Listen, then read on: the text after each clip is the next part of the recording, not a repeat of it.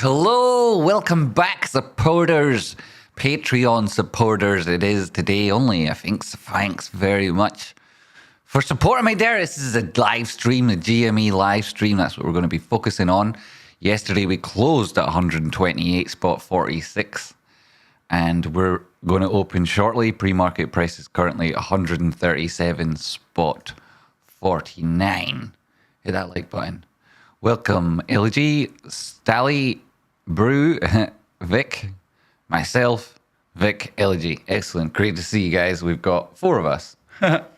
Yeah. Awesome. Cool. Right. So this is a GME chart. So we closed, as we say, 128.46. That's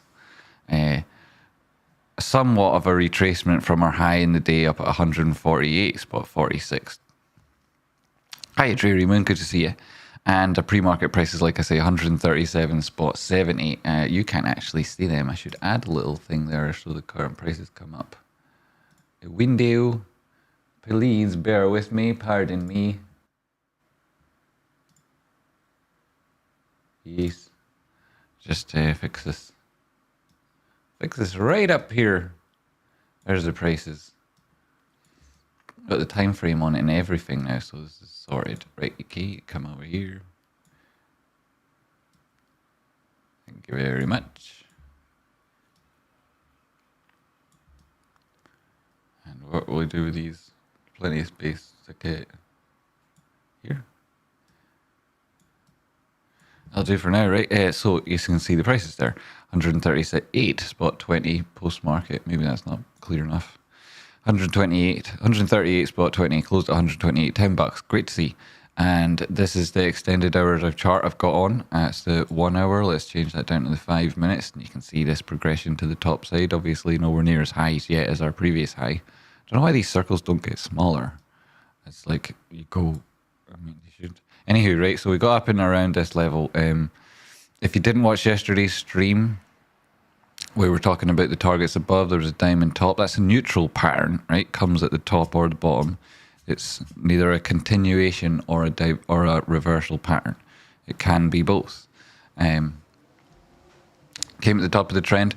We speculated that you entered it on a positive direction. You'd leave it in a positive direction. We said that it would reach its own pivot point from within the formation and create an ascending triangle, which it did when it broke out. A retest of this breakout zone, which we got, and then a move to the top side, which created an ascending triangle. We came back, caught the 50 simple period moving average on the 5-minute time frame, but really what you caught was an extension of this upward trend line here, at which point you went back towards what would have been your downward sloping resistance, and then a heartbeat pattern. That's when somebody's changing their orientation ahead of price action breaking to the top side. Found report again at this higher low, that being its previous resistance area. When this resistance area turned to support, you could say, like, now you've got a breakout move, and you got the confirmation signal from all of the trades that people that weren't as confident about their TA or didn't see all of the signs that we were talking about here, you know, or were waiting for a different risk profile. They were then able to buy it on the retest of that breakout, which is all within this liquidity zone, which was a 0.5 retracement. If we go back there from our most recent low, but at the time it was recovering to 236, heading back above the 382, and then you got support when you went through it there and came back again. So that was great to see. And looking left, you can see it's also, you can't on the 15-minute time frame, but I changed it to the 4 hour. You can see that it's a golden pocket from this previous oscillation within the trend. So this is where you aimed to afterwards. 1, 2, 3 moves. You made it right to the top extension, filled all of Rocky's flashes there on that. So another validation of the best indicator that was ever known to mankind. Drops down to 5 minute. What am I doing up there? And yes, we're really looking at the extra. Get your extra hours. We're looking at the extended hours chart here. And you've got a Fibonacci from your lows to your highs. Just show you here, this being the lows, this being the most recent high, this 236 below you. That's where you found your support, 130, 128, those sort of prices. Price action came back towards that area. And then, as you can see, an extended hours above it. If we put it into the regular trading hours, you'll see that price action closed just below the 236 here. But we're back above it now, so they'll open above it, and then there's a little bit of a gap, right? So there'll be a gap on price action as it opens today if we maintain these higher prices, clearly. And that lower side of that gap will be below a 236 retracement, at which point, should you fill the gap, you will also therefore be putting in a local high, at which point you'll be able to judge it compared to other areas. You know, on 15-minute time frame, where do we see previous highs? Well, I mean, this was a lower high within a breakdown formation. 15 minutes, you're not going to get accurate comparisons on those areas. This was your previous high. You know, you're looking to that. You've got a lower RSI just rejected from the top side of the bullish control zone. Why did I always get that wrong the first time? It's so weird. Anyway, and you've obviously got a lower high on price action, right? So I should be more enthusiastic.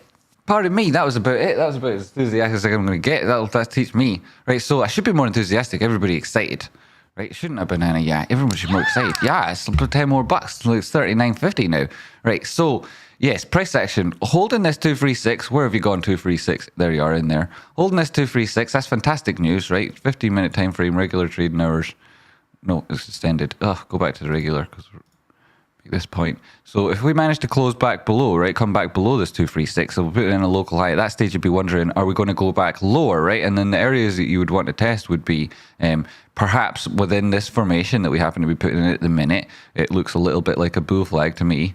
And therefore, you'd be looking at this like, is it a half staff, full staff bull flag? You do the bull flag chart formation, and that we'll look at that in a minute. If you don't manage to hold these areas and it is turning over, doesn't really look like a scallop, so instead it might just roll back down to support, in which area you'd be looking at your Fibonacci's and then seeing if there's any confluence with horizontal levels of support and resistance. And the 50% retracement would be very close to this area that we tested as support once, and might come back there again, test that.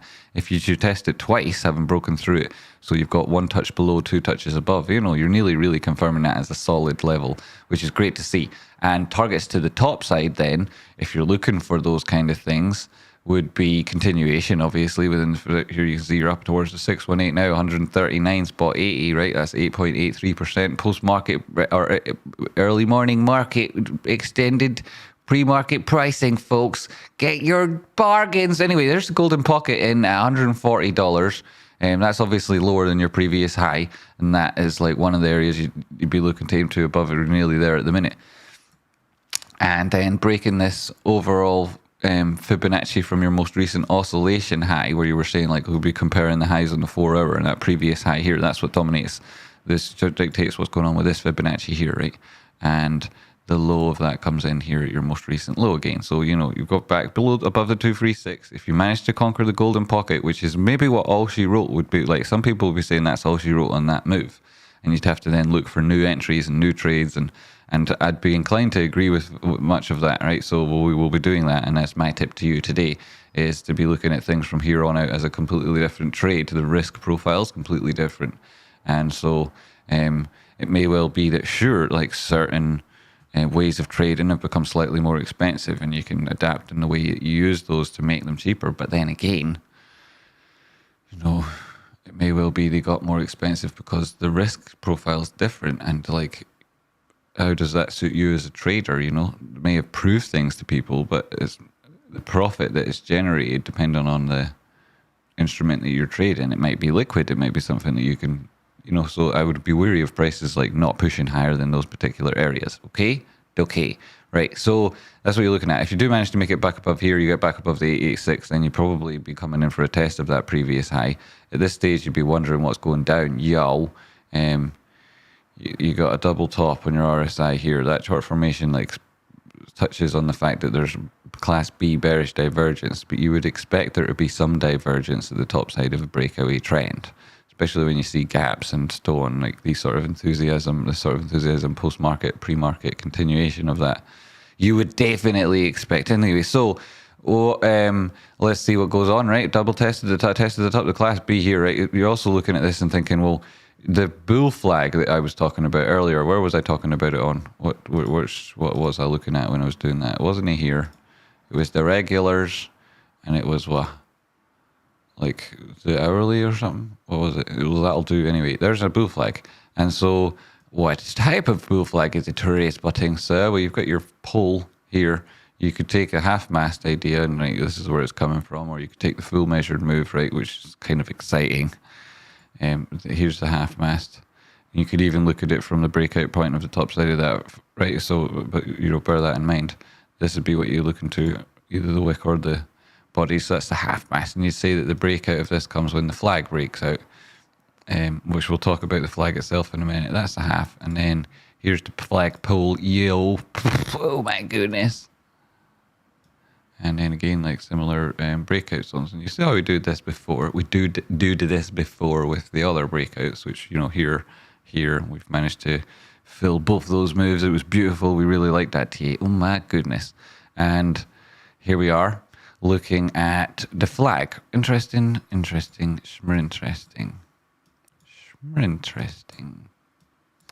So 1 hour time frame, yeah, bull flag potentially, right? It's debatable there. 30 minutes, can I get a proper looking one?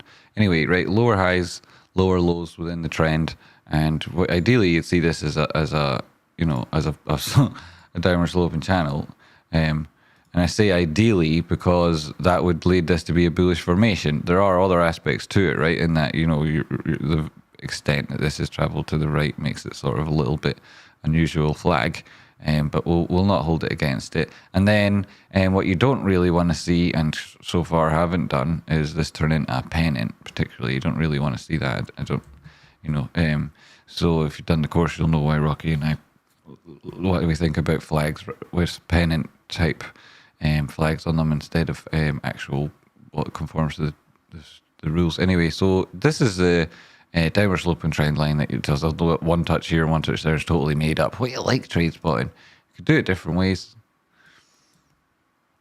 Anyway, right, so break to the top side, great. Those are the measured moves. That'd be great, wouldn't it? I'd love that. That'd be fantastic. We'd be looking at stupid ass prices. First off, we'd be looking at around $170. This is a 236 as well, right? This is a very important 236. There's a couple of very important 236s. I'll go back to the daily time frame here. And this is from like this breakdown move we're talking about here in our most recent high. That's fantastic. But just ahead of that, and at the top side of this zone where we peaked yesterday on price action, along with being 200 period moving average on the daily time frame, right? It's super difficult to break that on your first pass, right? You kind of like crazy if you trade for that sort of thing. Here's the 236 from the biggest move this thing's ever seen in its entire life, right? From end of the year before up to the top side of this move, right? Fantastic. That retracement back down, it broke so many hearts, that left a 236 Fibonacci level in at around $150, right? So you make it above there, you make it above the 200 period moving average. That's amazing. You would caution against the fact that you do have a downward sloping supply line within this overall channel that price action is on here, up to 140 spot 50 pre-market. Yes. So yes. Downward sloping channel, you're looking at that, you see the resistance levels, you're hoping to poke above it. You've got obviously this retracement Fibonacci that takes you from that high back down to the most recent low. You've got through the 236 and now you're aiming for the golden pocket. In the top side, that would be up at around $246. Right? You've obviously got these levels above. We spoke about that important 236 Fibonacci. That's going to be strong resistance in any chart, right? And then the 200 period moving average on the daily time frame. Okay, how long have you been watching Tradespotting? So that's going to be really strong resistance on the first pass. And then you're also in a number of Fibonacci extensions and targets from both this previous oscillations and this most recent high. Okay, above all of that, you've got a downward sloping supply line from the channel that you're in, which is quite a reliable formation. As you can see, if it touches the top side and the bottom side so far, it's performing quite well. And never, not to mention what's going on at that basis line. So everything in around here says that this is going to be difficult levels to break. So you get it back above 165, it's going to be tough. But should you do that, there's like a previous peak at 194 or so, which is a 50% retracement from that same breakdown from the all-time high down to this most recent low. So there's another target to aim for. Be really exciting to see it there. It'd also be a double peak between these two parts of price action, which would be akin to what happened from our breakout move and then the retracement at the top side. So, at this stage, it'd be like an equal high You would then want to pay attention to point and figure and the potential for Wyckoff distribution again, right? Which is very valid theory at this point. We've tested both sides of that idea. It's not yet been proved to be either distribution or accumulation subsequent to these particular moves, but we'll see what happens. And so that's something I'd advise you try and take a crack at. Here's the golden pocket retracement, as we spoke about, that Fibonacci, or the 50% retracement. The next target above is up at around 247. The 1.13 extension from the Fibonacci that I'd pay attention to just before that comes in slightly lower at 228. And so here's like an extra special crazy zone where, you'd be really to be trading for this. You'd be crazy, but wouldn't it just be beautiful? And then we'll increase this just because it's like the sun in it, so it should be up there shining bright. So wouldn't that be beautiful? And it's too bright now. It's just being silly. Tradespotting. So I don't even like rectangles. He doesn't even like Who doesn't like rectangle? And so anyway, that's what you're looking at, right? Price action, aiming at that to be fantastic. Would that be all she wrote? Well, there are other ideas, right? I mean, there's the bull flag that takes you the majority of that move. There's this move here, and like the idea of it describing some elasticity with regards to targets. And then there's like the formation itself in terms of giving you an implied target. So you break out of this, that take you back above there, take you to a 1618 extension and 886, and back up here, test your previous highs. That's up at 343 bucks or so. Jeepers creepers. But you can't be trading these sort of things, right? That's crazy. That's not the way TA works. It's like there's lots of problems about suggesting those things. I kind of highlighted them, signposted them at the start of this winding, never-ending paragraph. But I did say, there's areas to look out for, and it's dangerous. You've only just got your cross your MACD. That's great to see. Price action testing that 200 period moving average at the same time. That makes it very inconclusive, right? So put it lightly. And then you're back above the center line on our side. That's great to see. You cover the 236. You make it to the golden pocket. That's not actually what this fib looks like on this time frame. But hey, it would have looked like that on a different one. You're actually at the golden pocket right now. So in terms of the RSI, that's, it's giving you all that it says that it was likely to give you at this stage, right? It does, so it does. That's relevant to a different thing too. And you make it back above here. You will be looking to push back into the bullish control zone, slightly lower high possibly, and then at around 73 bucks. That'd be great to see. You don't want to fail at the bottom side of the bullish control zone here. That wouldn't look like a nice signature, but we'll see how it goes. If you get rejected and hold the center line, could be positive, especially if you're back above resistance. Boom! We've got another 11 minutes left, folks. As the sun goes behind a cloud, what does that mean for price action? 138. Oh my God. Oh my God. Oh my God. Right. 200 period moving average. 50 simples below it. That's another cautionary tale. A tale of two moving averages. One of them was beautiful and rich. Another one was smelly and ugly. And they never met and they didn't like each other. And if they had met, they wouldn't have liked each other. And it would have been a very brief encounter. The end. When the stock split happens, won't that mess up the chart and make comparison with past levels tricky? Oh, it would. You get adjusted charts, you see, that make up for all these things. Oh, they're exciting. So they are. It's so exciting. But we've built all of those potential outcomes into our technical analysis in advance because we are future tellers. What the hell is that noise? It doesn't answer me. Noises are like that. So, what was the question? Well, yeah, the charts. Yeah, you're on charts. Yo, your yoke there, you'll be all messed up, so you will. Your boy, what's he going to do about it? Frick knows. Sure, we'll have a word, won't we? We'll just have a word, right? They'll get adjusted charts. It'll make it all look lovely. Afterwards, you'll be like, this is crazy. So they're learning a lot about what goes on in the machinations of the stock market. Your market cognition certainly kicking in now. If you'd like to improve upon these things, there's a link in the description to the course. Though I suspect most of the people watching this video, because it's Patreon supporters only video, only for Patreon supporters, not for just it's extra content for the Patreon supporters, just a thanks. It's not a thank you, it's an extra endeavor I'm doing to try and raise more sustainability and more interest in particular aspects and focus more on learning, and that is like an extra thing. Hi Coco, how are you doing? Don't try and interrupt me now, Coco. And yeah, so stop it, Coco. So the idea there was, yes, it's exclusive for you lovely Patreon supporters. Thank you so much for supporting me. Yes, that's what it is. And also it's giving a little bit back, and it's not giving a little bit back. No, none of those things are true. It's a new endeavor, right, where I'm trying to do a GME live stream with more focus on things that will help people and actually like possible even close to trading suggestions, though not trading suggestions, because I don't do that sort of thing, wouldn't be ethical, but at the same time much closer to it than you would get normally on a live stream with YouTube. And I know that there's like 1,000 people who refuse to subscribe and whatnot, can't be arsed hitting the like button no matter his name's right, and ask stupid ass questions like, oh, but when it was, how many Ferraris am I going to be able to get with 4.5 shares or whatever it is. They keep asking like those sort of things, you know, or hey look, no, this guy on Twitter said that, and so can you respond to it? And you're like, no, I can't even be bothered fucking reading it, mate. No, I haven't. So now I can say that, you know, whereas then I'd be like, oh yeah, let's just have a look, and it'd be some tubey, and I'd be like, oh my god, here we go again. No, but that's not happening anymore. Great, it's brilliant, it's so good. I love it. So yes, 200 period moving average on the daily time frame, that's what you got to pay attention to. That and the fact that, you know, price action's doing well, but the RSI is not yet quite back up into these bullish control zones. You have poked your head above the center line, that's great, but you're below the 200 period moving average. So right, you know, it's like a what is it like? It's just below the, what's it like outside? It's really, really sunny. Do you think it'll rain? Well, I can see that it's below the 200 period moving average. You take your umbrella, right? That's the way it works. Here's one. Woo, thanks for the insights, Jamie. You're welcome. God, you can just at me. Appreciate the pennant chart. Thanks for this one. No bother. Because I didn't really get deep into it there, did I? What are you up to, Cokestar? Yeah, I'm not a huge fan of pennants on bull flags, innit?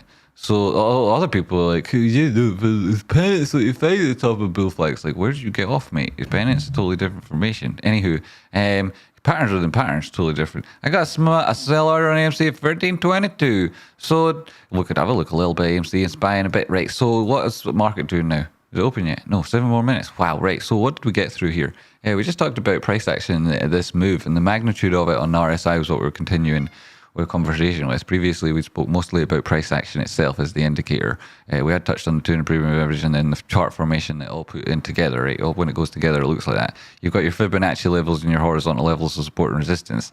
We talked about them because they're, you know, so most of it's like from legacy of what we've done here. It presents like interesting areas which have an inflection with regards to, or at least some impact on where you might anticipate finding support and resistance. What is it, Coco, man? What is it? Huh? Just a pattern. Just a wee pattern. Just a wee pattern, huh? Yes. Yes. You don't like the blinds, do you? Shall I open a window? You want to go outside? We'll open a window. Go outside, Coco. Go outside for an adventure.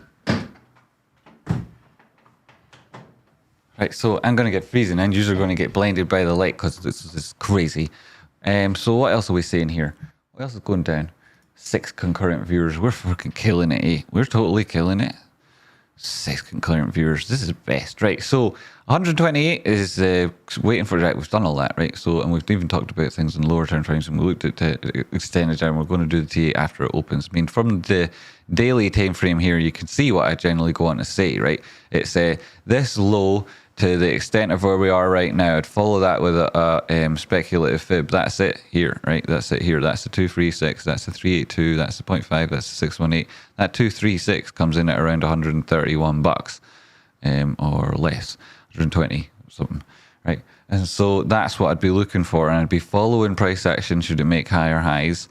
With the top side of this Fibonacci, looking for any chance of a return back the way. And when it started happening, I'd measure it against if it went below where that 236 would be from where I pinned the top side of that fib, whenever price action peaked. And when it got back below the 236, then I'd say, right, game on, more types of DA to do, and I'd start doing it all. That's what I'd be measuring and looking for. In the meantime, this would be a retracement against this overall fib here from the total top to this low, and with the chance of thinking like, is the trend going to break? Because you're breaking a formation here, which encompasses most of price action up to that previous point. So you break that formation, which encompasses all of the price action, despite the fact that you're not breaking the horizontal peaks within that formation. Then I'd be saying, well, where are the targets for this type of move? And like, based on that target, potentially from that signal, what potential do we see in the RSI and other momentum indicators with regards to magnitude? And then we can make comparisons between normalized.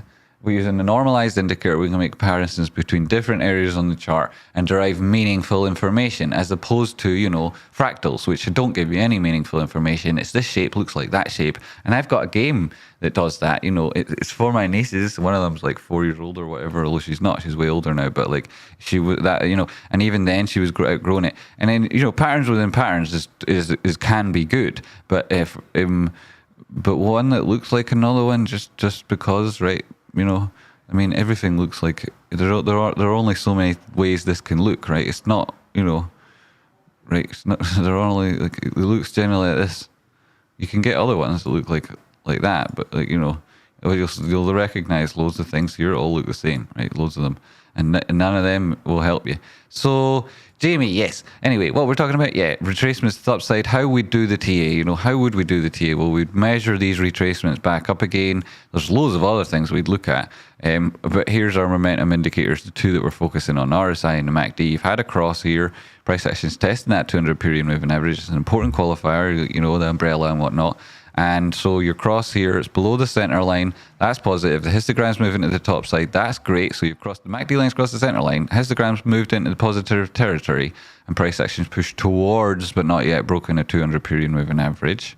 So you're looking for this to continue and then that to break. If this happens as the MACD line goes through the center line, then you're getting the final confirmation on that trade setup that it's a good one to go for, right? And you'd be doing that as price action meets resistance. So there's like putting, a positive potential scenario, but you've got these areas to be aware of, right? And so there's some people might wait, as we talked about, like these little moves and the breakdown moves within price action when it went to the diamond top and went to the ascending triangle and then the measured move for a minute, and how that took it on to be in like this the extension of the first idea of a bull flag, but really like it was the breakout from the wedge that price action had made its first move out of, and that diamond top came at the pivot point within the pattern, right? And the reason you made it there in the first instance was because that was the implied target, but the full elasticity took you higher, which is where we eventually went, and that combined with rocket outcrops indicators is how we knew where price action was going.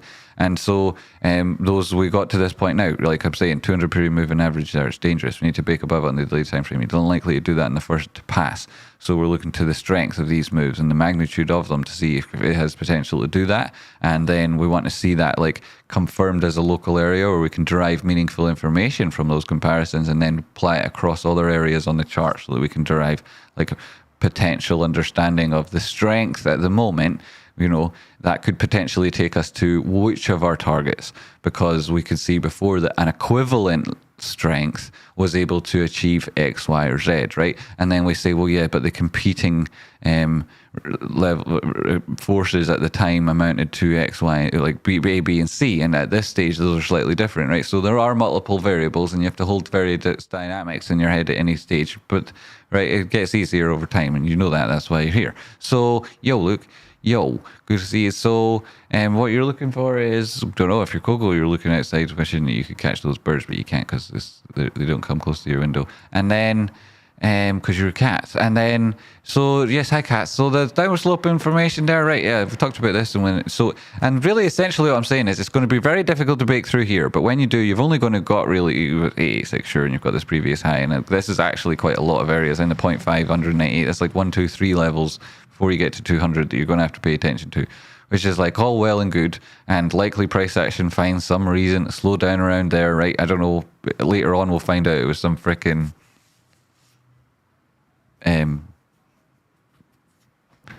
congestion charge or something, right? And we're all paying it here, and you didn't realize, but you're now all of a sudden you're in the upper tax bracket. Oh my goodness. Anyway, so stick to Right, so yes, so likely price action will find resistance at various levels within this move to the top side. The first of it being 382, downward slope information within this pattern. You're all currently with it here, right? So it may come at the same time, a test of that, as the 382. Then you've got the 886 above it, and just above that, you've got the previous oscillation high within this move. That comes up to 152, right? The 886 that I was talking about, that's at 100. No, wait. Start at the bottom.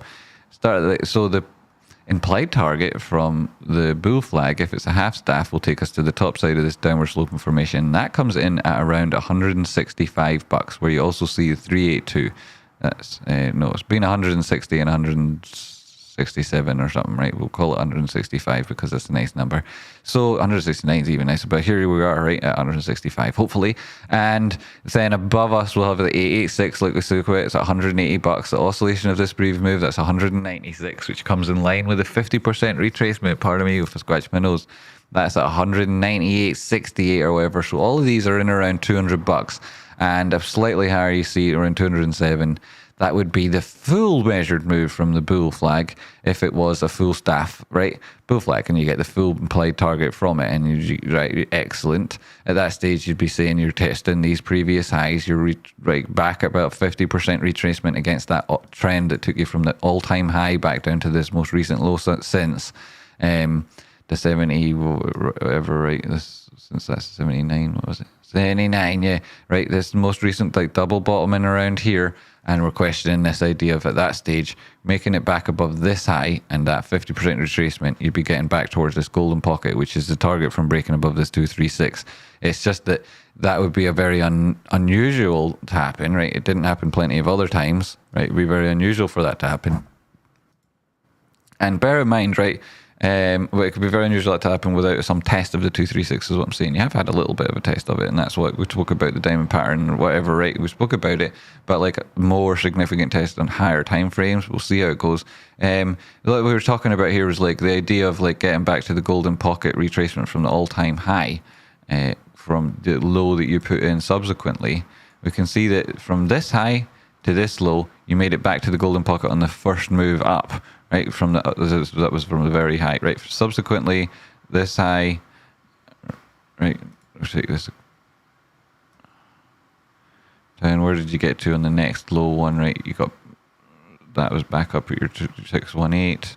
Here you got back above the 618. Subsequent to that, like it was started being resistance, price action really like from these anchor points here that the channel starts on, never really managed to make as much of a significant retracement back to the top side, right?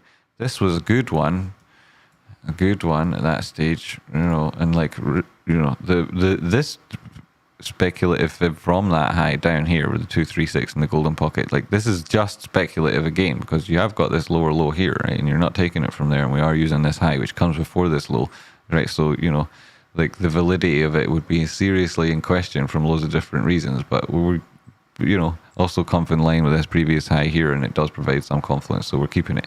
But anyway, I don't need any excuses for it. It's fucking there, and it'll do its job properly. So this Fibonacci here, what was it doing to at the time? I can't even now remember. So like, what was it?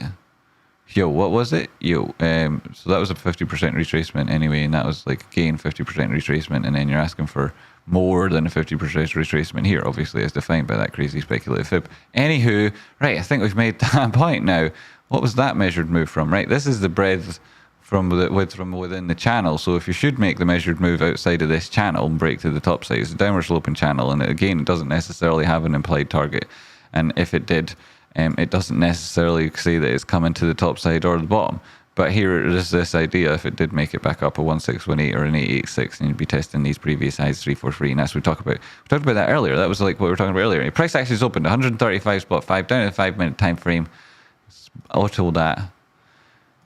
You have a flash back up at 141 on that 5-minute. You're coming down to fill the gap. Here's your 236 at 131.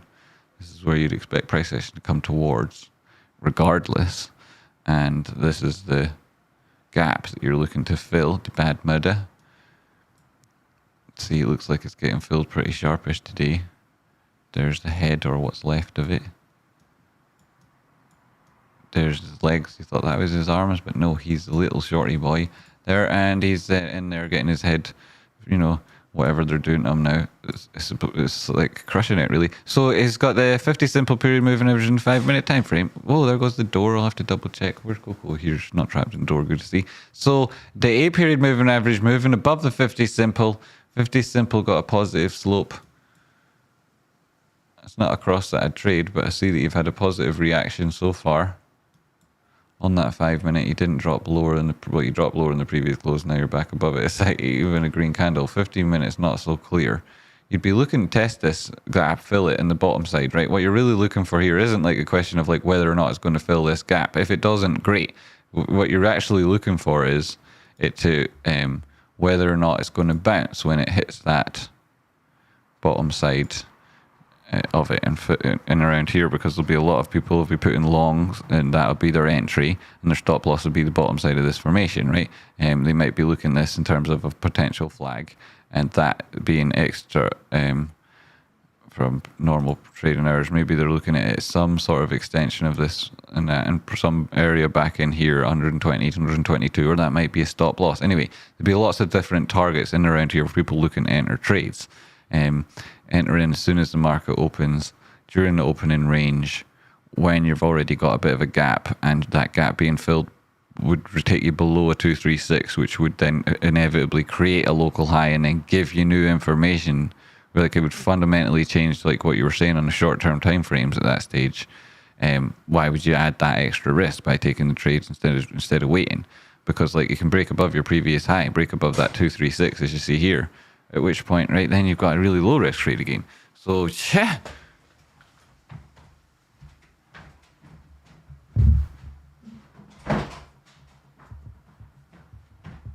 Hey, Coco.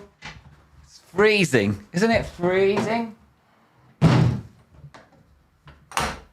Yeah, I didn't get a notification. Good morning, all. Why didn't you get a notification? Are you not tuned into your Patreon notifications? You have to be tuned into your Patreon notifications to get notified.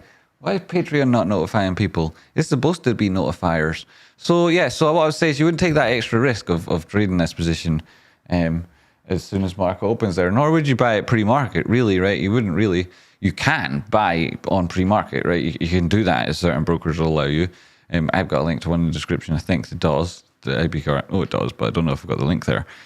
And but that's not necessary. You know, at that stage, whose shares are you buying, right? Are you buying theirs, the ones that they promising to go and get them for you? I mean, when they making the bids on the pre-market, there's the designated market makers are the ones controlling all of that.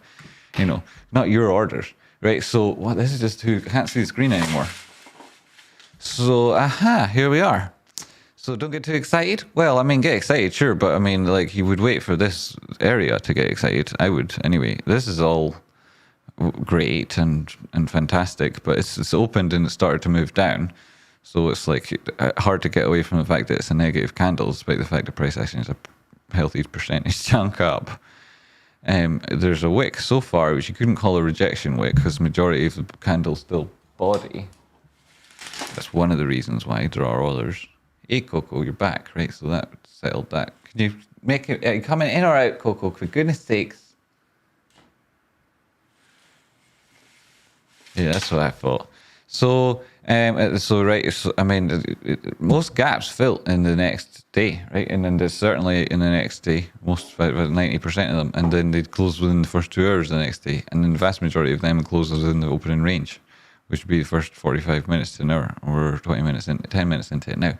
Next target, 165. 165. So, well, I mean, 152 there. Top side of that, 160. And then these extensions, if we were going for like, you know, for the pattern trading extensions, and we were saying it was a bull flag, right? Which it potentially is. I mean, if you're looking at it currently and thinking that it was this sort of a wedge, which is like crazy to define that as the downward sloping resistance on this time frame, especially, but or on all of them. But yeah, so the extension here from bull flag, if it was a half staff, would be up around 165, sure. And then if it was a full would be up around $200, 212, right? 210. Get up there. That would be funny, right? The next target being another fucking flash area, like that being stupid, eh? Like crazy good indicator. Rocky's total legend, gift to mankind, gift to humanity, and I'm proud of him as being a brother. Credible. It's Incredible. And you go on Twitter, and I saw a sweet tweet this morning. Like, it's like, oh, I told you this was going to happen. And people are like, oh, I said this was going to happen yesterday. And it's like this share some vague tweet that says like, oh, I think Gme's relatively bullish or whatever. And it's like other people who've got stupid lies who really said other things and that, and they're like, I called it again. All of them, pretty much, all of them. I can't get sick of it. Like, you know, the ones I like because I do streams with them and I say nice things about them all the time. And if I don't say nice things about them, I probably think they're a fucking tube. I'm going to have to watch this again. Take some notes. You're totally telling me, or that last bit. Take that down. Huge tubes. Take that. That was an important note. If you note it down in your copybooks, you can use. Preferably, you'd be using a black biro. So, price action, bad murder, 236, gap to fill. Fill that gap. You'll be below the 236. You'd like to see it a wick and then the body close of that candle, whatever time frame it was on, higher the more important. But, you know, you'd like to see it come back up again. I got YouTube phone notifications the other days. YouTube phone notifications. That's because YouTube was giving out notifications today. I've made it so it's only for the Patreons. It's only for those Patreonies. But then the idea was, you know, like I promised the Patreonies, you know, sign up to my Patreon and I'll do a live stream every day on GME. Sign up to my Patreon and we'll do it, live stream GME every day. That's the way it's going to be. Boom. It's going to be good. It's going to be brilliant. We're going to keep doing it. We're never going to break the chain. And so lots of people signed up Patreon, support me there. Thanks. I say lots of them like 4 or 5 years. So this show really goes out to those 4 or 5 because everybody else was supporting me anyway. And thanks very much. I appreciate it. But this was like a new task, a new endeavor, and I'm doing for this reason. I'm hoping it'll grow into a big, good, awesome, sustainable thing. 134 spot 50, spot 26. Drip. So, yes, that's what I'm hoping. So, thanks very much for those 4 or 5 people, 3 or 4 people, whoever it is. I know who it is. Thanks. You know who you are too. Thanks. You're all here, I think. So, what am I talking about? I don't know. I really don't know. Hi, Dreary Moon. There you're one of them. So, what was I talking about? I can't really remember. Thanks, Tradespotting. Appreciate it. Yes, appreciate it. Welcome. Thanks. I hope we get lots of people to join us. That'd be nice. But I've limited it, so there's only 1,000 people can do that. Hey, imagine you had 1,000 people supporting me on Patreon. That'd be amazing. 1,000 people watch most videos I put up. But they wouldn't dream of saying thanks. I didn't get a notification. What else are we saying here? Don't get too excited. Well, we got to, yeah, don't get too excited. Well, I mean, you can get excited, right? You can get excited if you've got a plan and your like expectations are that regardless of what happens, that you'll be fine, you know, and you'll take care of yourself and you'll be okay with your position. That's what I'm speaking about here. Like, as long as you know that it won't hurt you, then you can, and you've got a plan and it's all, you know, especially if you've got orders or whatever and everything's sorted, and you can get excited. As long as you don't end up getting disappointed afterwards. It's about getting excited about what's already happened. That's the trick, and what's going on at the minute, as opposed to getting excited about something which might happen next. Because, you know, you're already living your best life, right? Paradise is a place on earth, and you're enjoying it when price action on GME goes up 20% and then the next day it goes up 20%. That's paradise on earth, right? You don't want to be, you can enjoy that for what that is. Right, you don't necessarily want to celebrate that because, like, you know, it's not some sort of like all-conquering achievement. Really, it isn't. It was just like a nice day and then another nice day in a row. Very unusual to see that in this sector, but it's GME, so we knew that was going to happen. It's more about not getting excited about future events, which may or may not happen, because like then your expectations will lead you to actually potentially being disappointed. But this is a place on earth full of GME. I don't want to sell. Yeah, that'll be the feeling loads of people have that don't talk about it yet because there's such a new phenomena investing in GME and buying GME that they'll get to the top and it will be like that. People will say, you know, everyone has an inner toddler and it'll say like, I don't want to sell. Don't want to sell it. But I don't want to. So I suppose what you got to do is you got to buy extra in order to be able to sell what you need, so that you can still keep what you want. All I ever expect anymore is pain.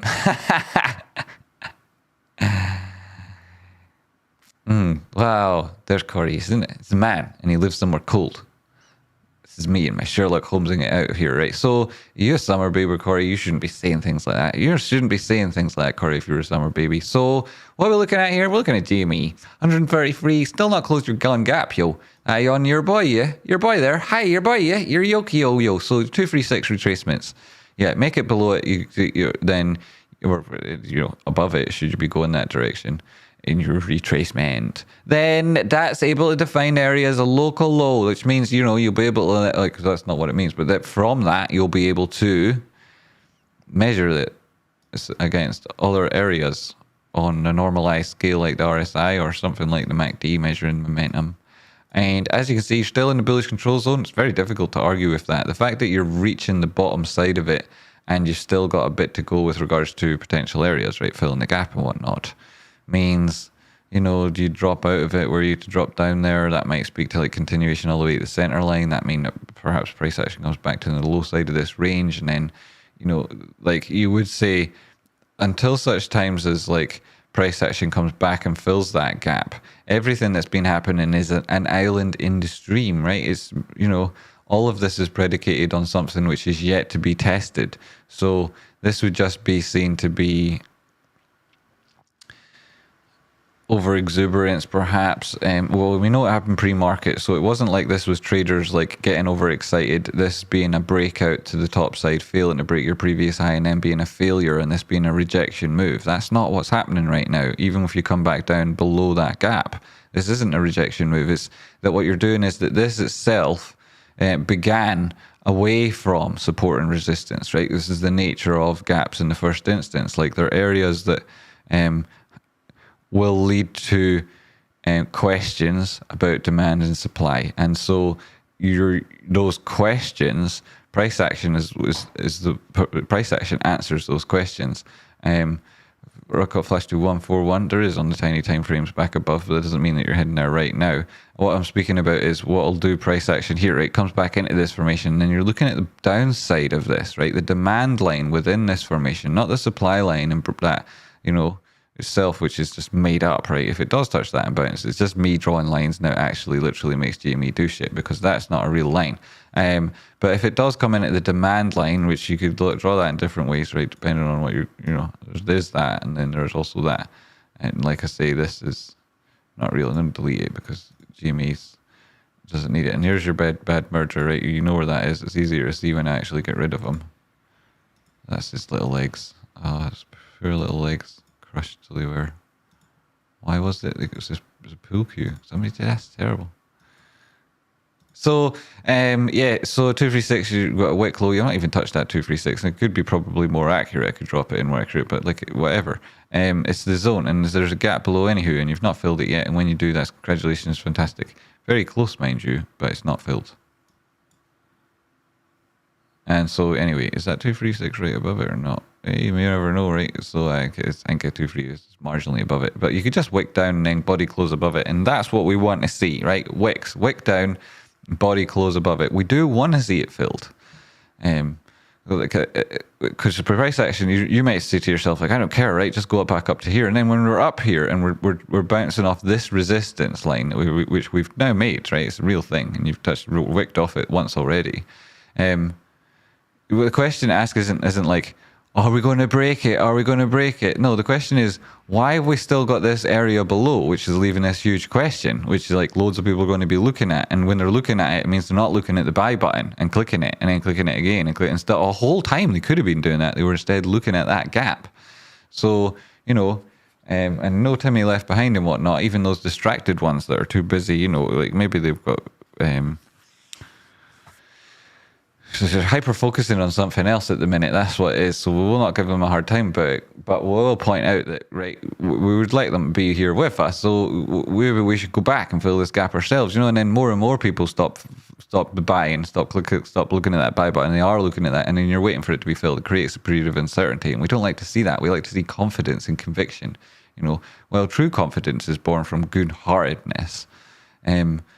Confidence when it comes to price action rests on solid tests and failures of the opposite thesis, okay, right? Because you're looking for continuation, right? Which means essentially anyone wants to say the other thing, well, we want to be proving them wrong consistently, and they can prove themselves wrong even easier, and that's what happens so very often. That's why shorts take price up to the top side. So 133, still not filled the gap, 3.6%, losing that positive move that the day's seen, though it's all being encompassed with this 1 hour candle being a negative one. If that would get to the bottom of the gap and fill again sooner rather than later, right, i.e. within the next 40 minutes max, preferably within the next 15, then the opening range could then start having like rejection wicks, or at least, you know, potential moves to the top side within it. Yeah, cool, hurry up, mate. Just do it and do it now. Like, hurry up. Don't go back up and down again. Don't do that. God damn it. Right, so just come back down here. And people would say it's like ripping the plaster off or whatever, but it's not, right? It's like not the equivalent of taking it off slowly and quickly. It's the equivalent of taking it off and leaving it half on with some dirty scab hanging there, right? That's what that is. Like, no, ugh, get rid of this thing. All right, or put the plaster back on and we'll just not even go there.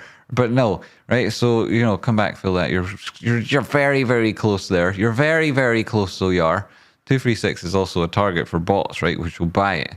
So, you know, for touching that on a first pass doesn't mean it's going to go through either, right? The velocity from this part of the trade could have all been algorithms. Anywho, right?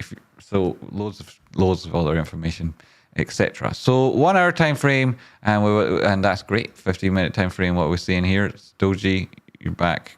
You can see closer now where you might need to aim for.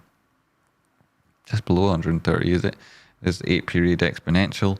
You know, that's like a really good proxy for strong trending moves, measuring this really strong strength of trend. You know, if you're above the 8-period exponential, that's quite a good sign, especially on a 15-minute time frame here. So that's like what I'm saying there then, is that like in order to fill that gap, as price action persists above here, this 8-period exponential moves to the top side, and then in order to fill the gap, you have to drop below it, which means starts putting you below what you would probably be using to define yourself as being in a positive trend, which is the thing that you're excited about. So the enthusiasm dampens. Ugh.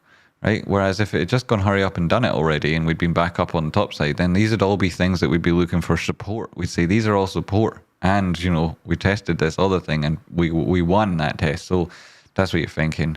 Right. So we'll, you know, keep an eye on Gme if it does something. And other than that, in the meantime, great to see. So far, this looks like a rejection wick on the, you know, we'll see. There's could potentially turn out to be a bullish candle, but stick formation, but we'll see. And we're going to look at SPY here. It's a good start to the day. It's up before it trends up at the target. What the fuck, man? Get out of town. I made it. This is so good. This is so good. This is so good. You know, who fucking... Yes, man. So there's your 200-period moving average. 1 hour time frame. Price actions come back up. Still have this bad murder on SPY. You've peaked higher than your previous area on price action. RSI is also confluent with that and in the bullish control zone. This is fucking absolutely brilliant. And, you know, a lot of people have been saying, like, they want SPY to break down for GME to go up. A lot of these people are, like, really have got a lot of credibility on social media, and they're fucking idiots. And they've been saying this repeatedly, you know, and it's like, you don't understand, You don't understand, and you're a fucking idiot. And you can only repeat the same bullshit so many times, right? But no, they don't. And fucking hell, right? So brilliant, right? Price action, GME all going up, SPY going up. This is great to see. It's also in the face of like Jerome saying that we're going to keep raising interest rates like 50 basis points every time, 60% of the time, every time, right? And it's like, yeah, well, the next 2 times, but then afterwards you're possibly going to slacken on it. And it's like, well, yeah, you know, but that's not what I'm talking about. I'm talking about we're going to go up 50% of the time, 50% every time. And it's like, yeah, apart from the, you know, only for the next 2 times. He's like, yeah, but don't talk about that. And everyone's like, yeah, okay, whatever. I'm going to go buy those growth stocks again. Shut up, Jerome. And just come out of the closet properly, you dumbass. So, anywho, 200-period moving average, and not Jerome I'm laughing at. It's all the idiots, man. It's all the idiots, man. Idiot traders, right? Eh, my God, idiot traders, right? So this is a really positive day. It's also got a gap. There's bad murder, your 200-period moving average. You're at that area now, so you can't get, like, again, can't get desperately excited. It's just managed to reach the target that we thought it might go for. We do love that, so we do. And what is that on this breakdown? From your C point to your most recent low there. This is your 382. This is what Rocky was talking about. SPY's going to go back to the 382, and he was right, and I was right. 200 period moving average on the 1 hour time frame is also a confluent. 405 is the first area above 410 to 411, where you are right now. That's the next zone. Fantastic. And then there's the 50% retracement on the same Fibonacci up at 421. That is the next target. Golden pocket 430, and then you're overall back up at around 440, 441. That would be a lower high here. And perhaps where price action goes, if it is really in a bear trend and downward moves and that, in this case, you'd be able to short it from somewhere around there. That'd be good, wouldn't it? Instead of like the idiots who got wrecked shorted around here. Ha ha! Yeah, we'll get wrecked. So it's brilliant, right? And they're fannies, they're such fannies, and it's so good to see them get comeuppance so soon, right? It's so good to see it. It's so good. Bam. Right? So, you know, I think that revenge, right, is best, is a dish best served by God, nothing to do with you, fate or whatever, right onto your enemies' faces a couple of weeks after they annoy you, right? That's it's so brilliant. Isn't revenge, that's the best type of dish, isn't it? And it's served up for you in fucking 4K HD wide, like on a projector, right? It's at a cinema, in fact. Speaking about cinemas, AMC is at 12 spots 67, 3.52% up, 43 cents, 44 cents. Okay, right, okay. Approaching a 236 there from, this is this most recent oscillation high. We can turn off the drawings because I have got a lot of drawings on there. You see, just like turning them off temporarily so you can see where price action is. I'm going to put them back on. You're going to have to remember now, right? So like, you know, burn that image into your retina, and then boom, it's gone, right? So then there's all these things around it. Just a penalty kick, that was a great goal. So price action at this stage, put in a broadening downward sloping formation here. It's a widening formation. If it breaks the top side, could be crazy. Yes, this is karma, isn't it? Brilliant. It's karma, isn't it? It's so funny. Anyway, right. So yeah. So yes. So I read it in the book. So yeah, 50 simples below the 200 period moving average, and price action is below the 200 period moving average on the 1 hour time frame. That's not desperately positive. You can see that you're below the 236 Fibonacci from the most recent high in this downward sloping broadening formation here, which again says, you know, you've not managed to like define this area as a local low. You have though put in a W bottom. That's good to see. At this stage on the 1 hour time frame, you know, you have wicked lower there. You were lower at this low than you were here, and price action lower here. Sorry, RSI lower and not lower. So you don't have the bullish divergence at that stage. And it's not a double bottom because it didn't quite reach it. Between these two lows, this is this low within the formation, this is the most recent one. You're going back to, you know, this is a low in RSI previous to it, and it broke down from that area and whatnot. So you'd be comparing these two lows to each other back here on RSI, and then over here, these sort of lows, and say like, well, frickin' hell. All we can say really is it's very similar, right? It is very similar. W bottom here, potentially. You're not quite getting a double bottom, but a W bottom. What would I put on at this stage? I'd maybe put on Bollinger Bands, and you can see, right, so, you know, in this low, price action extended beyond the bottom side of the Bollinger Band on the 1 hour time frame. On this most recent low, it didn't. You held the 886, and you're starting to put in what is potentially a W bottom. That's good to see, right? That's quite positive. You can also see that you've potentially got an upper sloping channel on the RSI here over a long period of time. On the 4 hour time frame, what does it look like on RSI? An upward sloping formation, possibly a wedge. Apex of it would extend well beyond the centerline RSI, which speaks to potential continuation in price action. Oh my goodness, 3.78% on the day 12, so that's 69. Right, so 1240 low, 1285 the high, pushing back towards those levels. That's good to see.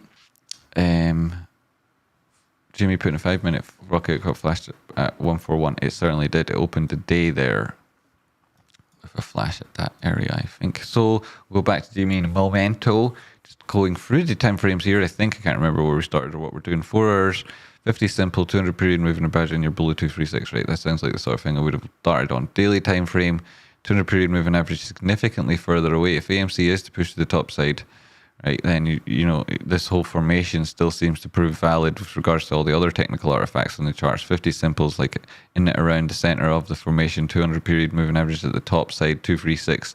Here it's like in confluent with your previous lows within that formation, and so if you were to break above the 236, you'd use the Fibonacci levels that you've just defined from that 236. You'd use them, you'd use that 50 simple, and then you'd look to horizontal levels and see where all three of those things came together, and they come together in around a 50% retracement, somewhere in there between the 1618 extension of that previous fib. So like between 1619 something and then 1840 or so, maybe a bit less. That's the sort of zone you'd be looking at.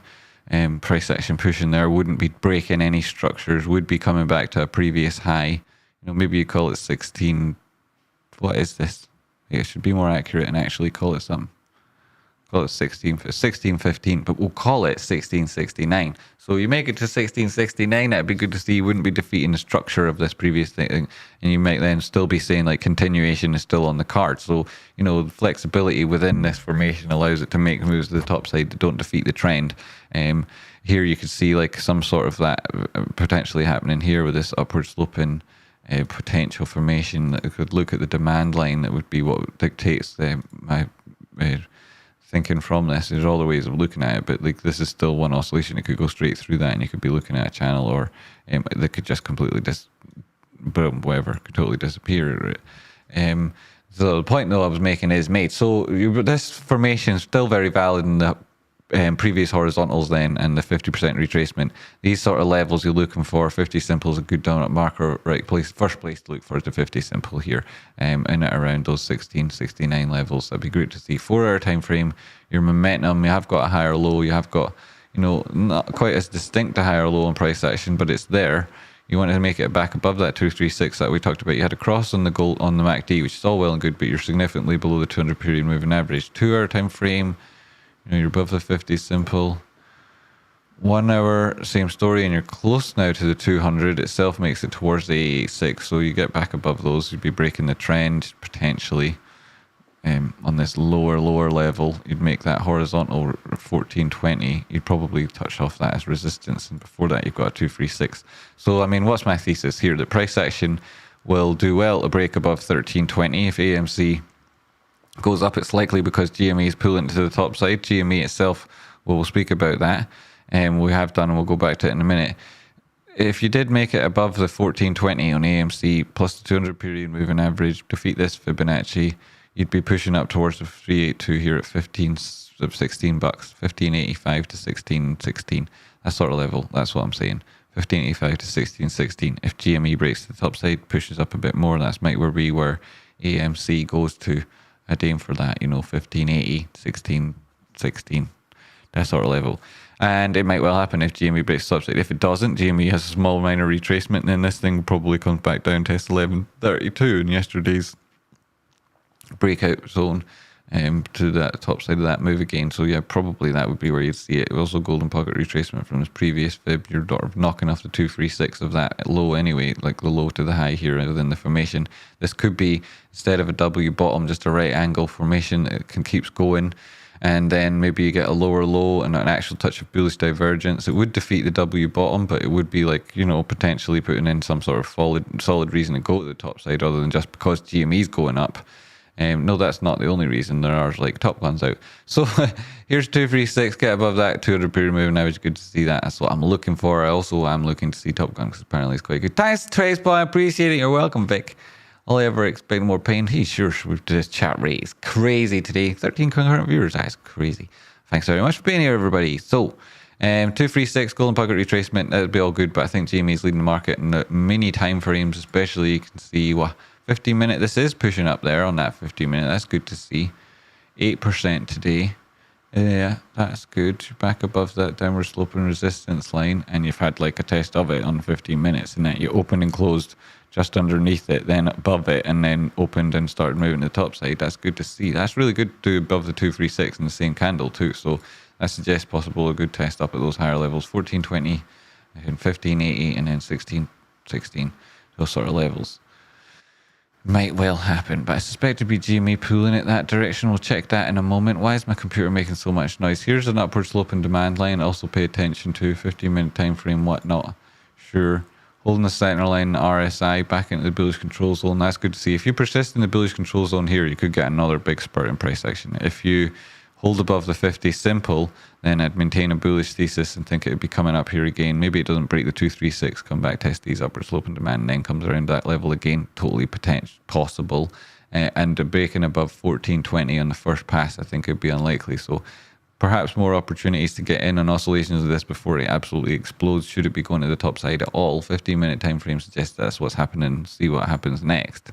1 hour pushing back into the bullish control zone, higher high on price action and on the RSI. It's good to see back above that downward sloping resistance now. Open closing above it. Do you have a gap there too? You do, right? Have you filled it in there? I can't see it on early. No, it doesn't look like you have. Oh my goodness. And then you are at a resistance. This is a breakdown point looking left. That's good to see price action making it here. But then it would be an 886 of this drop down. So you want to be breaking back above that. 886 is here. Let me make that more accurate. There. 86 and it's 1376. That suggests it'll be tough to break 1420. 200 period moving average on the early comes in at around 14. So, well, if I got the brush there, but it all moved. This sort of thing. That's what you're looking for.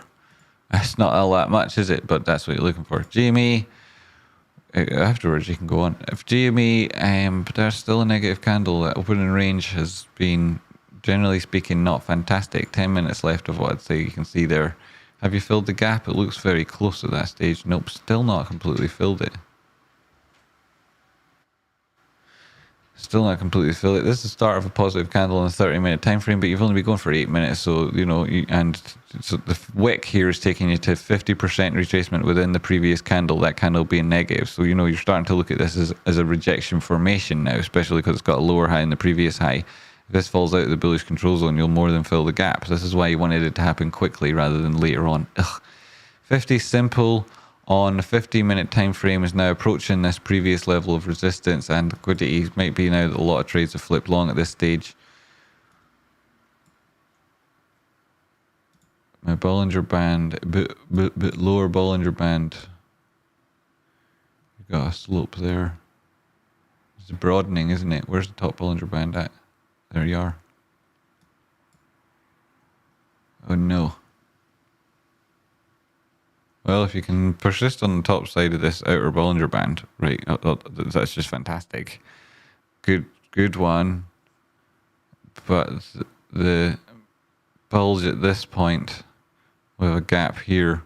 Wonder how that's going to go out, right? Interesting dynamic there. Thank you for being here. Welcome. But we read that earlier. Right, so we've done all that. We've actually, we're back to GME. We're talking about potential moves to the top side and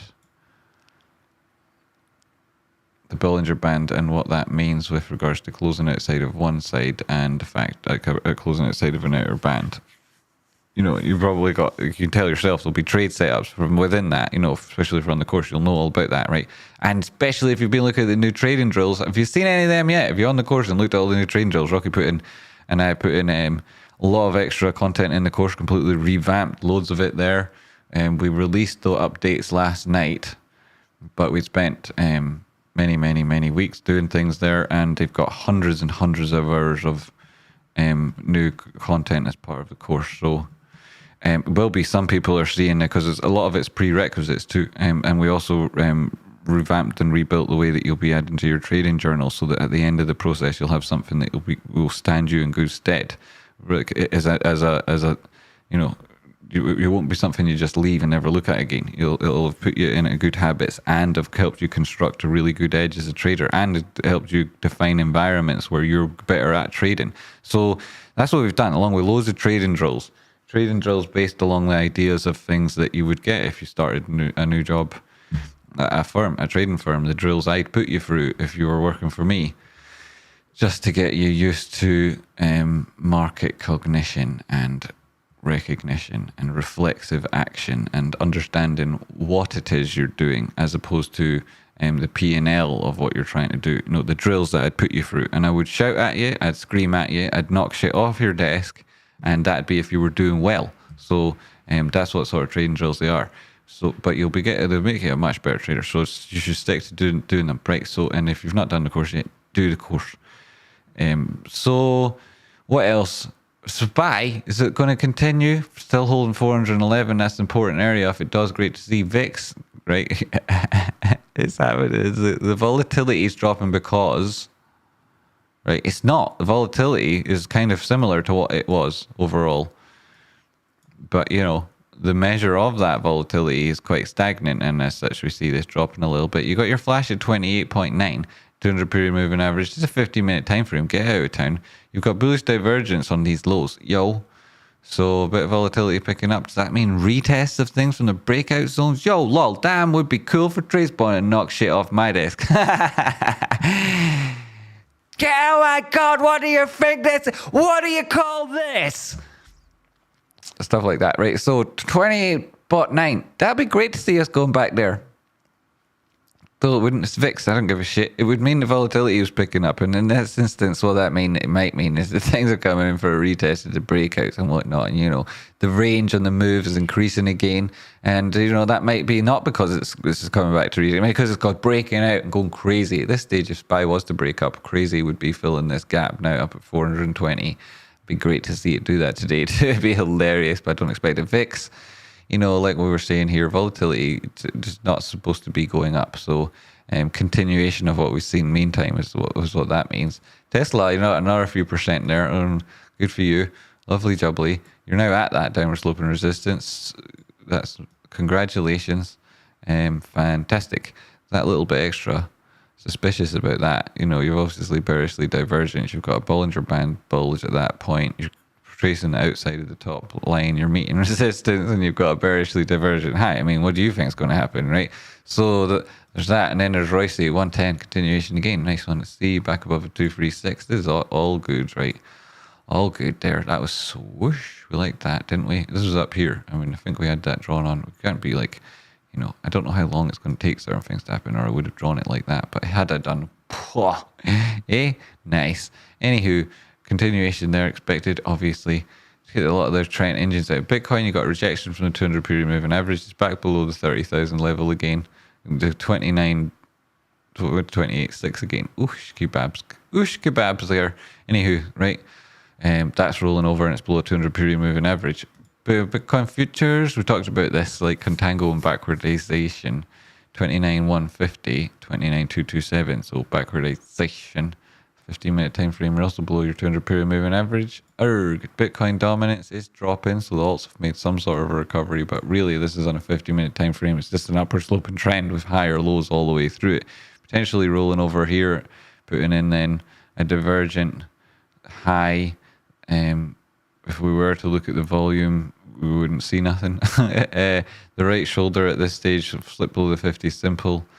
Price action then below the basis line of the Bollinger Bands, tracing the bottom side, breaking what is potentially a neckline now, making this an inverted head and shoulder, suggesting that the Bitcoin dominance might come back to the 200 period moving average, which is around 45, 46, rather than 46, but 41 at the minute. That's a percentage move that's worth paying attention to and could have bigger implications for the Bitcoin and altcoin market. What with this flash here at 45.31, that being a breakout zone, be below the 50 simple and the 200 period moving average. You've done it through one. Let's see what happens on the 30 minutes. That's around the 200 period moving average. That's where you'd be taking it. Oh, well, you're losing the 50 here.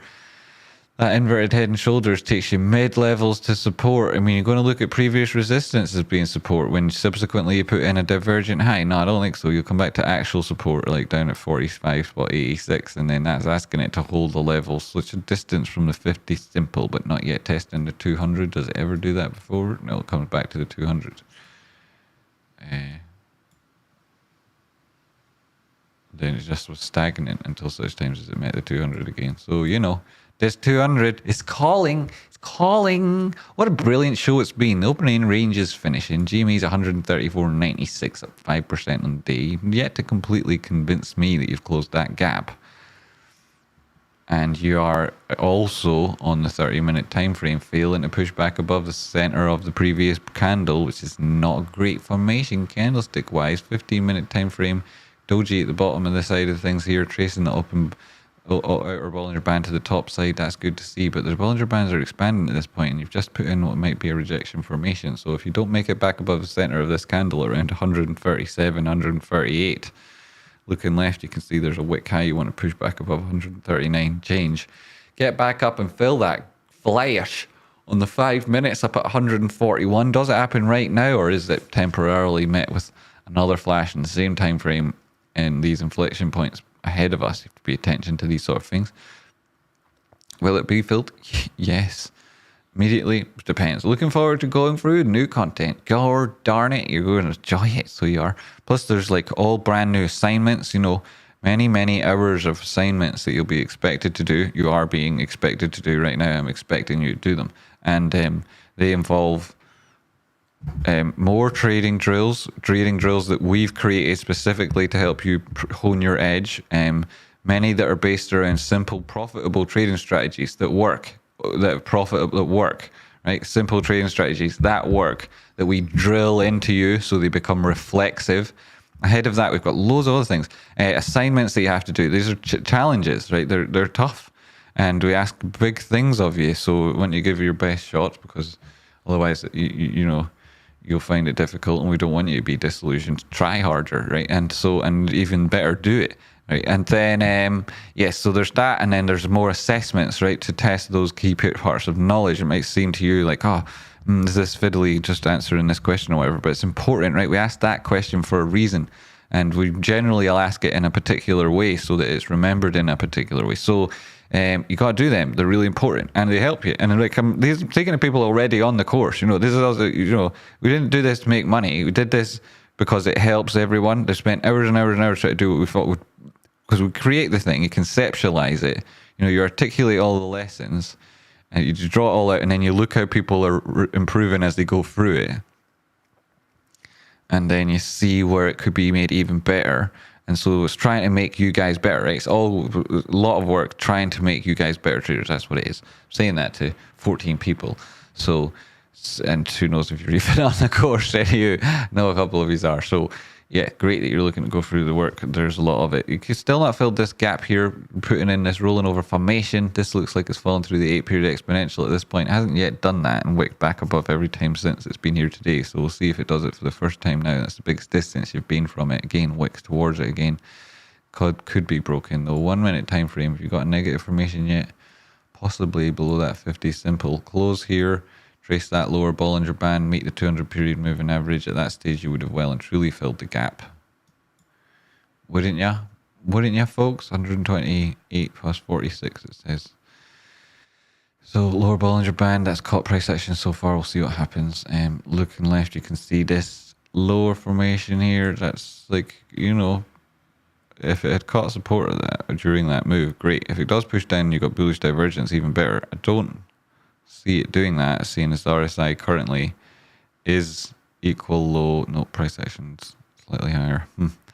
Well, is this continuation divergence? Is it perhaps classic? It's very difficult to define the trend here, isn't it? Especially on the 1 minute time frame. 5 minutes is like this.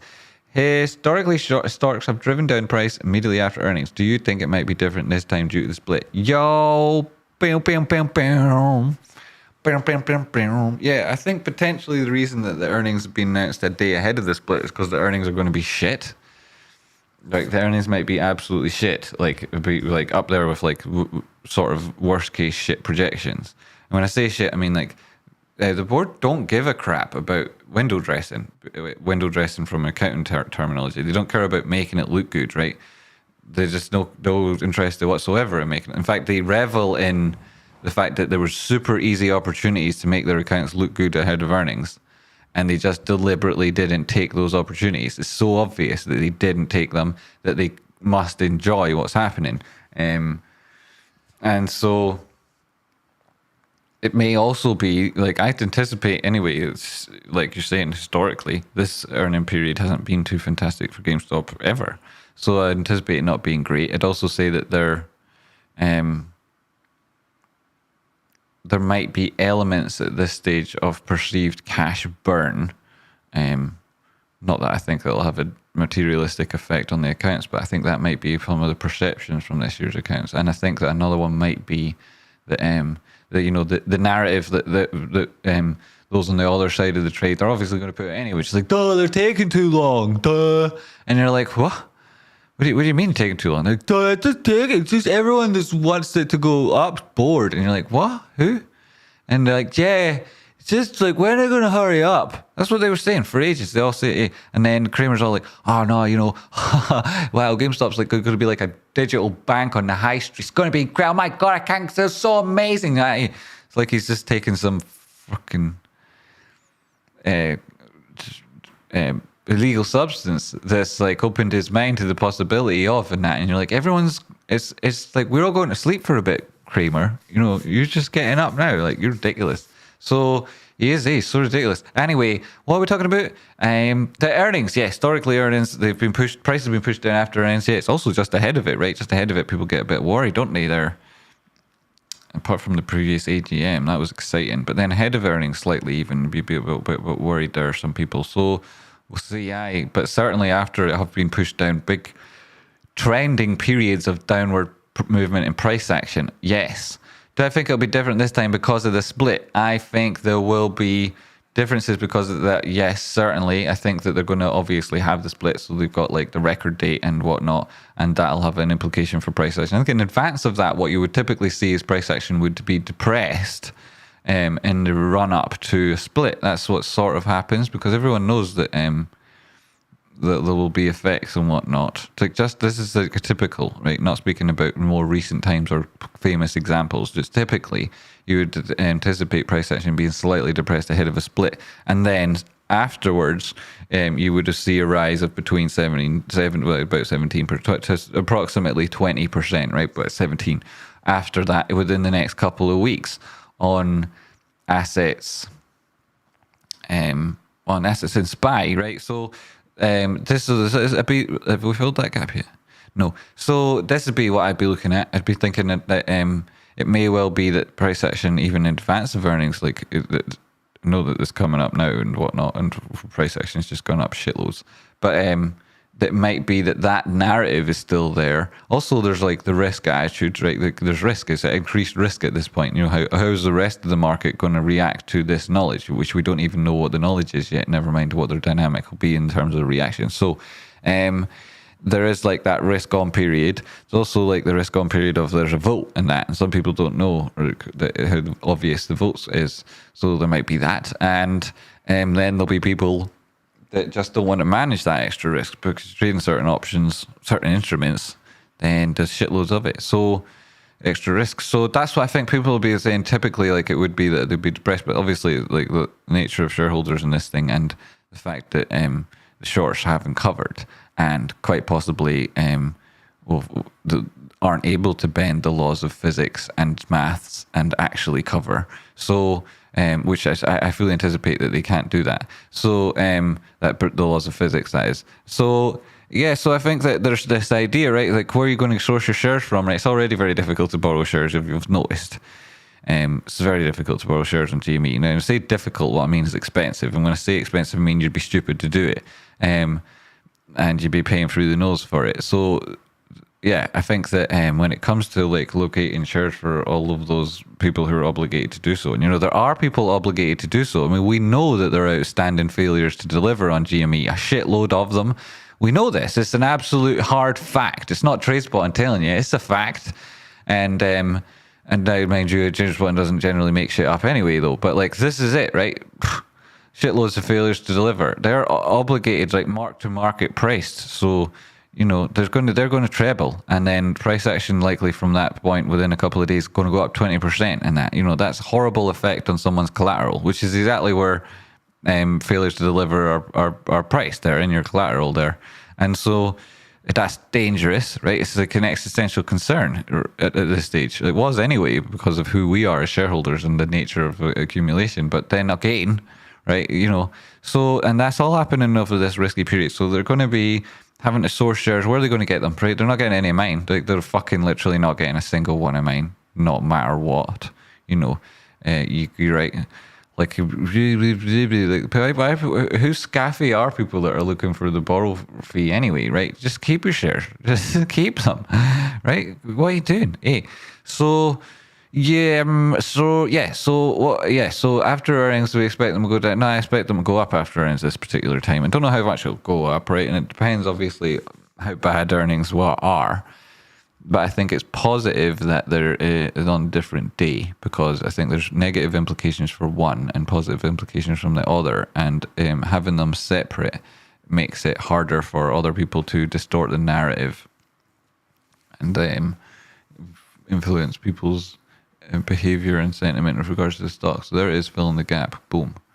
Good to see. Took your time. And because it took its time, we anticipated going that little bit extra.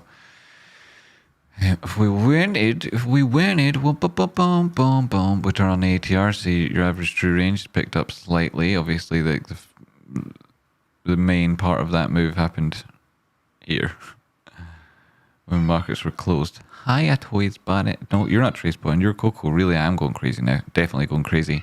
So there it's filled, Corey. Great to see. And what do I expect? I expect they'll probably go up slightly after that. But we're already up here around resistance levels. 4-hour time frame. This is our historical resistance here. Here's our earnings, right? Price action went up after these earnings. Went down into it, up after it. But then after it, right, that was for a very short period of time. Then it was consistently down.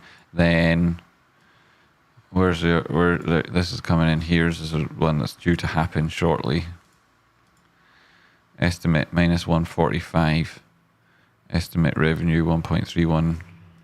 Right, okay, not crazy, but like anticipate it being pretty crap anyway. And then where you got your other earnings at? Yo, buddy, where are you at here? These are this nightmare ones here. It went down into it and it went down after it, and it was a horrible long continuation. Bleh.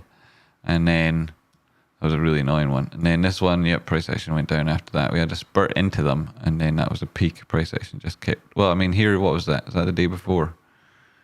I mean, this is like a anemic, like feeling a push higher, bearish divergence throughout the move, as you can see. Like that was like a fail, and then you had positive earnings at this stage, and that was a bit of a joke, price action immediately collapsed. When this was all like 45% surprise, like 10% up on revenue. That's like the sort of thing that, saying 10 to 15% above expectations, that's very, very strong. You'd expect 5 to 10 ticks up at minimum there, right? Maybe more. And then when you're up here, it's like talking about 45% surprise. Obviously, it's still not positive, right? But you shouldn't have had this decimating effect on price action. Anyway, so yeah, that's normal. So, yo, Coco, you back doing that thing again. Meow.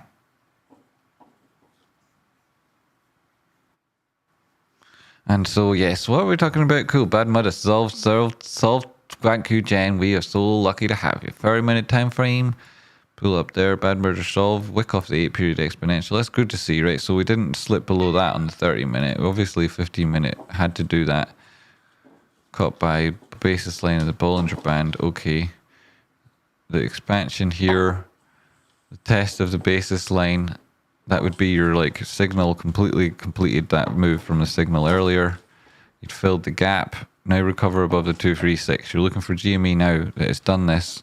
Tested below, filled the gap to get back up, back above 131 spot 20, so 131 spot 450, call it. Right, it's not quite as much, but it's 131 spot 50. You want it back above that 236 that we created in this move to the top side. This oscillation just to be a minor retracement within a positive move. We discount this high because it was all due to pre-market pricing, and subsequently we were looking at this thing coming in and testing its previous formation around those levels. So, I mean, if it goes a little bit further, I would be perfectly understandable. We would even take it down to 50 simple period moving average in the 50-minute time frame, and around 123, 124, or you just touched even below that, I'd be fine.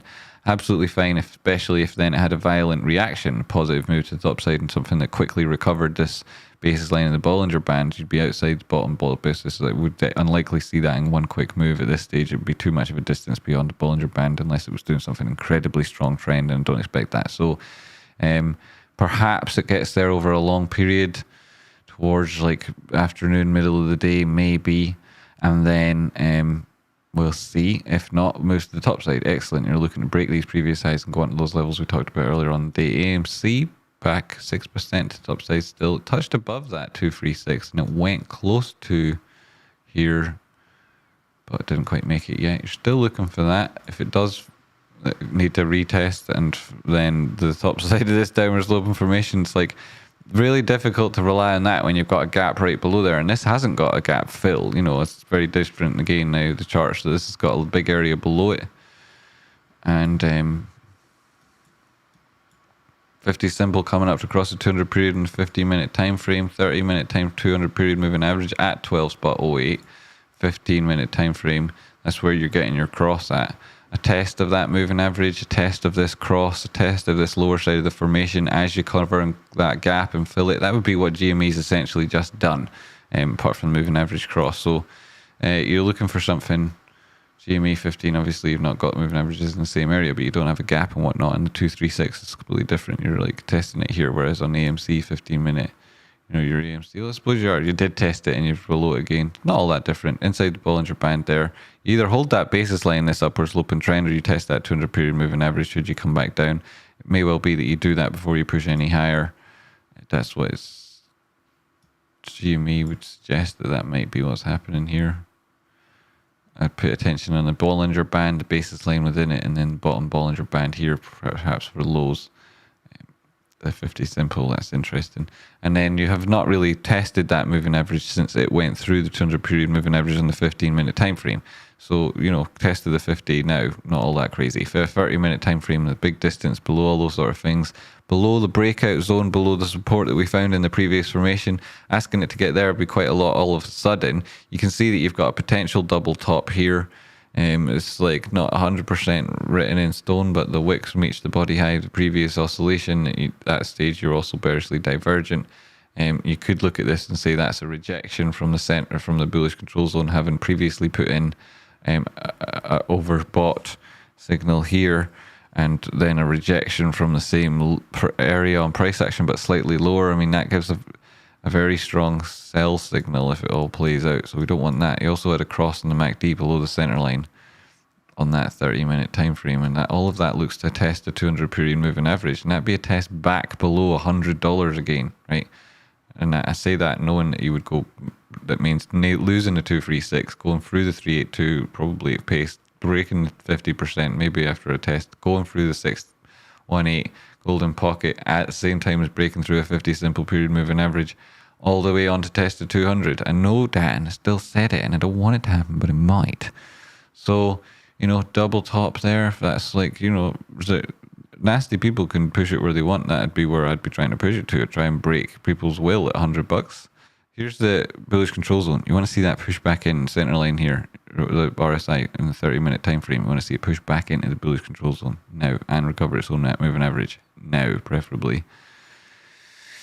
So that's it. Bitcoin, it's still in backwardization. It pushed higher than the moving average. The futures chart did the same. Bitcoin dominance recovered from that test of the 50 simple, but, you know, could keep on going higher. Why not? Well, there's various things that might bring it back down. That's a big distance, and it's been on the chart for a while, but it makes sense that it would come back and test those areas, which would speak to alts getting a little bit of recovery, which would likely only be happening if Bitcoin managed to hold support. If Bitcoin was breaking support, I wouldn't necessarily see the Bitcoin dominance dropping.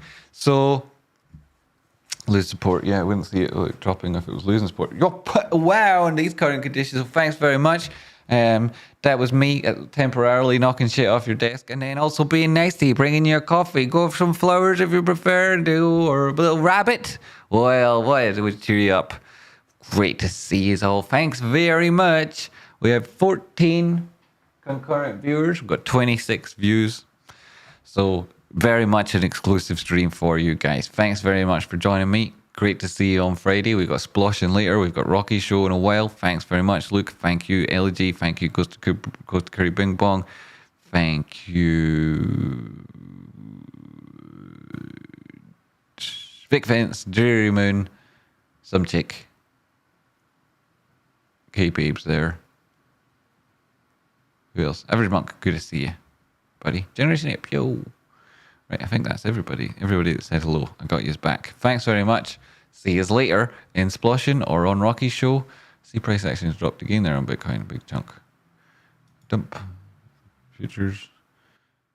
So, potentially facing contango because the spot price drops quicker than the futures. But that's not what you'd normally expect to see, is it? Right? Futures, they would be, extra risky. So, slightly more volatile. Bigger extensions and targets on the move. So it would. Oh, that reminds me. Shit, by the way.